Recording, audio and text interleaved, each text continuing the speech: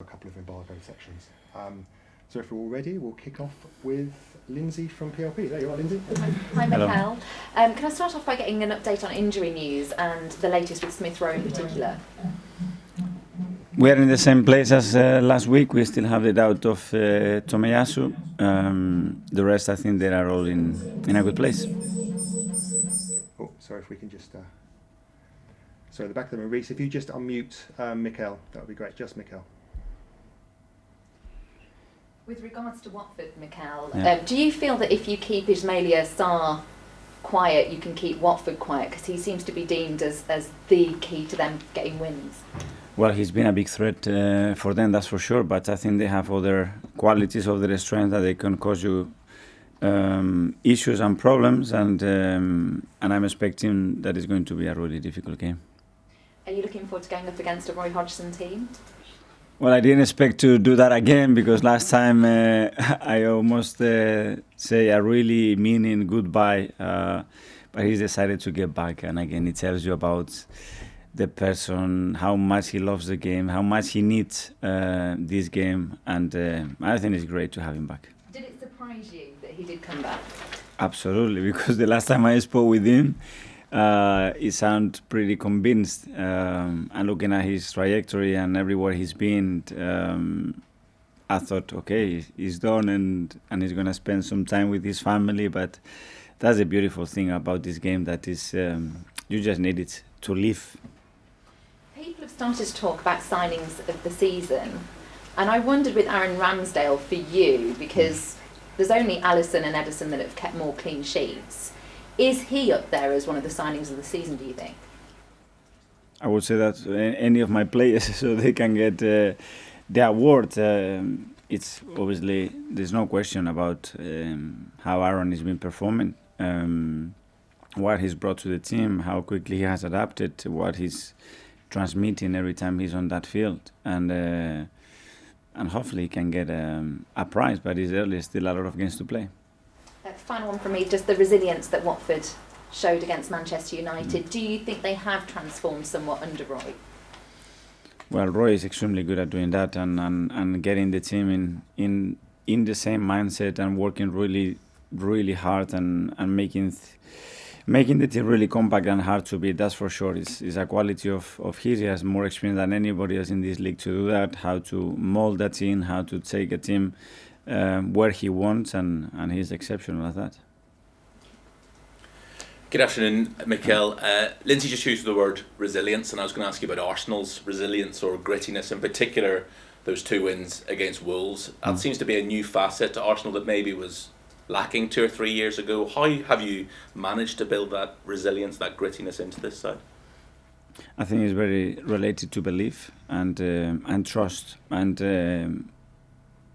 when you have the willingness that those players have to be successful to play the game the way we want to play, how much they like to interact and play with each other, I think that's where everything starts to flourish. And at the end, the consequence of that probably is the resilience that you are mentioning as well. And then I think that has to be built, and to build that, I think you need good experiences as well. And good experiences, again, help to believe more that you can do it again. You are more confident. You know how to resolve certain issues when they appear on the pitch. And it's good because it was very much needed in those games to win the matches. I know the league table still says that you're 6th, but in many people's eyes, because of the run that you're on, because of the games in hand, you're seen now as the favourites for that 4th spot. Does that change mentalities at all? Because the fans that you'll be playing in front of, there's not an expectation from them that you're going to get top 4. I don't know. I think it's positive because that's where we want to be playing. And the reality is that we are not 4, we are 6 still. And if we win the games, yeah, but we have to win those games. And we know what we have to do to get there. And it's a long way still to go. And the focus and the only aim is to win against Watford. I wanted to ask you another question about Roy again. I think he started managing 6 years before you were born. Can you possibly imagine at the age of 74 still doing this job? Because you know how stressful it is. Yeah, but I knew I was going to meet him, at the end of his career. It's just, I don't know, when you just tell me that, it's just incredible how long he's been and how he's managed to to balance his life in a way that there is that much space for football and a managerial career that has so many things implicit on that that basically sucks your life out, you know. And he looks healthy, he looks good. He's he's a person that I really admire, and I think is a great example for any coach to spend some time with him. Because it's a stressful job, right? You're probably getting very little sleep. You're thinking about it the whole time. To have done it for 46 years. It's a great job. It's the passion. It's the interaction. It's spending time with people, getting and building a team, and the energy that creates around it, the connection that you have to build with the club, with the supporters, is everything. But it has a lot of implications because there are a lot of decisions that you have to make, and some of them, imagine the decision that Roy has made in the last 35 years or 40 years, just phenomenal. Just one final one from me. It's one of those quirky things about football that Arsenal and Watford are right next door to each other, their training grounds. You're obviously a player here as well. I see that Ben Foster and Aaron Ramsdale have done a joint interview together this week. When you were a player here, did you ever sort of meet up with Watford players? Were you friendly with them because you're right next door? Well, I had some friends there in my time there, and it's very easy because after training you just crash with each other with the cars. So I think it's great. I think that relationship should be stronger and stronger. And I think, for example, Edu is doing some work on that to build those relationships because we are close. I think we can help each other in many ways as well. And I think it's a positive thing. Would you invite Roy around for a coffee? 100%. If not, I can walk there, no problem. So he's inviting you around for the coffee. Okay. Where's the coffee better, Arsenal or Watford? That's the big question. Depends who makes it. Yes. Thanks, Jamie. George. Mikel, how hard are Watford going to be to beat now that Roy Hodgson's in charge of this team? Because I think it's fair to say we know what to expect from these sides. They're very solid, aren't they? Very solid, very organised, very clear in how they want to approach the match and where they want to take the match. And we have to obviously do what we have planned and take them in a completely different direction. And that will be the challenge. It's a great stadium, great atmosphere. Everything is tight, and you know what you're going to experience there. Back in August, you sat in that chair on Zoom, and you've been through that tricky patch, and you said good things are coming to this team. So, what made you so confident that good things were coming to this Arsenal team back in August? What did you see back then that was going to put you in the position you are now? That we have great people and very good players. And I think that combination at the end, when everybody is on board, has to have a good outcome. And I believed in that, and I still believe in that today. When you talk about great players, is one of them emerging to be Ben White? Because he's had a brilliant season. Brilliant season. I think, again, what he's done, how quickly he's adapted, how quickly has been able to handle with the pressure, with the number that he's wearing, with the price that we paid, with what we're demanding to do straight away at his age, I think it's been great. Just the last one from me. Frank Lampard got an apology from Mike Riley for the decision on Saturday. I know you've had a few controversial decisions over the season. I just wondered, has anyone been in touch with you? We are always in touch with them, and it's great because after the match we can all be honest, and you get the replies that you want, but we cannot affect the games after. But any personal phone calls so far? Ah. Thank you. Cheers, George. Mark. Hi, Mikel. You mentioned Edu working close to Watford. What kind of thing could that look like in the future, do you think? Depends. At least open the relationships and explore possibilities that we can have with our players, with their players.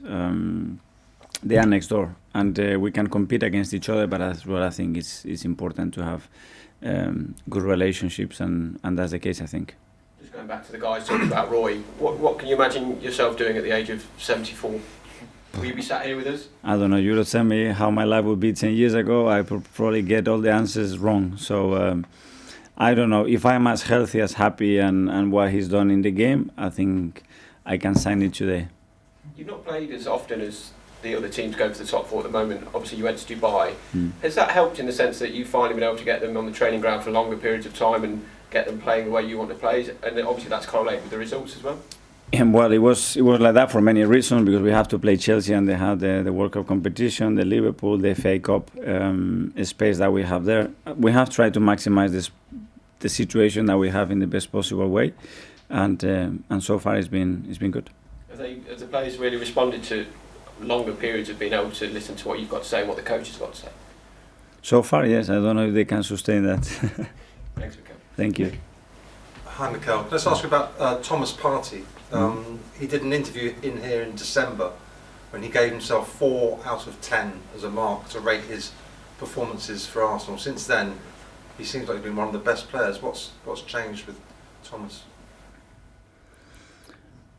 Well, I think when you are honest with yourself, I think it's a great starting point. And when you assess yourself in the way that Thomas did publicly, it's a really rare thing to do. He did it because he believed that that was the case, that he wants to give much more to the team and to the club, and probably that there is something clicked again. Obviously, the fact that he's been injury-free, it's a massive thing in there. But as well, he's probably more fit as well because he's doing things better. Have you noticed a big improvement since Yes. then? And what about his shooting? I don't know, you must hear on the touchline every time he's got the ball near the box, the whole crowd's going shoot, and then the ball ends up 10 yards over the bar and nowhere near the goal. Does he practice his shooting? He is practicing, and you see some of the goals he scores in training, you will be amazed, but you won't believe me probably, so you have to see one of those soon getting into the net. Just a question about the supporters. They've been talking on social media about wearing the Arsenal yellow and blue to all matches because it's the same colours as the Ukraine flag. Would you support the supporters all turning up in yellow and blue for games from now on? I would support any initiative that is at the end to demonstrate that that we have to live in peace, and if that's the case and they believe it is the right thing to do, of course I will support it.